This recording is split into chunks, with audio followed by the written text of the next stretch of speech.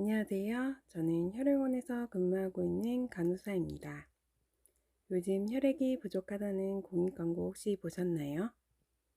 코로나 장기화로 인해 헌혈하러 오시는 분들이 많이 줄어서 수술할 환자분들에게 직접 혈액을 보내고자 지정헌혈하러 오시는 분들이 부쩍 늘었는데요.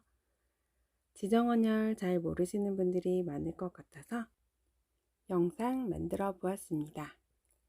지정헌혈이란 헌혈을 하는 사람이 헌혈하기 전에 혈액을 받는 사람을 지정하거나 환자가 수혈받기 전에 헌혈자를 지정하는 경우를 말합니다.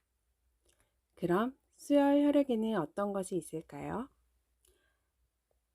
혈액 성분 중에는 적혈구, 백혈구, 혈장, 혈소판이 있는데 이 중에 혈액 전체를 뽑는 것을 전혈, 일부인 혈소판을 뽑는 것을 혈소판이라고 합니다.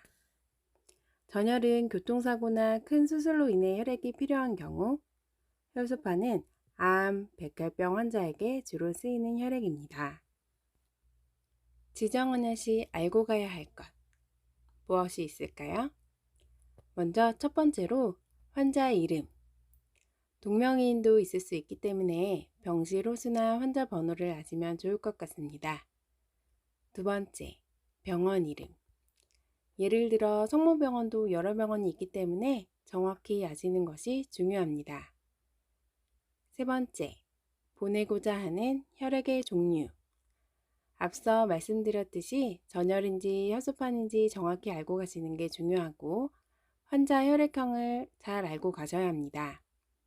보통은 혈액 받으시는 환자 혈액과 헌혈하시는 헌혈자의 혈액형이 같은 것이 일반적이지만 병원에 따라서 혈액형이 달라도 교환해주는 경우도 있으니 병원에 문의해 보시는 것이 좋을 것 같습니다. 네 번째, 환자와의 관계.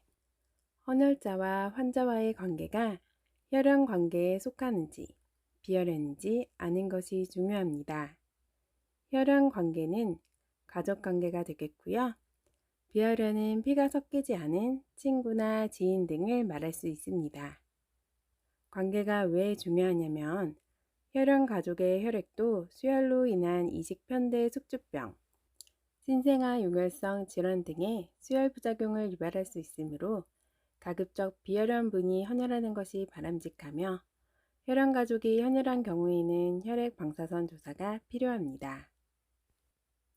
헌혈 전 유의사항. 신분을 확인할 수 없는 분은 헌혈할 수 없으므로 반드시 신분증을 지참해 주세요. 혈연 가족보다는 가급적 비혈연인 분이 헌혈하시는 것이 바람직합니다. 임신이나 유산 경험이 있는 여성 헌혈자의 혈장은 수혈 관련 급성 폐손상을 유발할 수 있으므로 혈장량이 많은 혈소판은 지정헌혈 의뢰가 불가합니다. 헌혈 후 혈액 검사 이상 및 외관상 혼탁으로 뿌연 혈액의 경우 수혈되지 않습니다. 전날에는 과음하지 마시고 헌혈 당일 기름진 음식, 햄버거나 중국 요리, 피자 등 밀가루 음식은 삼가해 주시기 바랍니다. 헌혈의 소요 시간은 전혈은 30분, 혈소판 헌혈의 경우 1시간 30분 정도의 시간이 걸리기 때문에 충분한 시간의 여유를 가지고 오시는 것이 좋을 것 같습니다. 헌혈하신 혈액은 혈액원으로 전달이 되고 혈액 검사를 통해 이상이 없으면 주말 공휴일을 제외하고 하루 이틀 정도 후에 환자분께 전달이 됩니다. 살아가기 위해 꼭 필요한 혈액. 아직까지는 혈액을 대체할 수 있는 것이 없습니다. 그렇기 때문에 헌혈이 정말 필요한데요.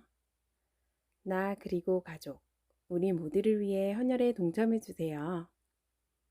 자, 그럼 우리 헌혈하러 가볼까요?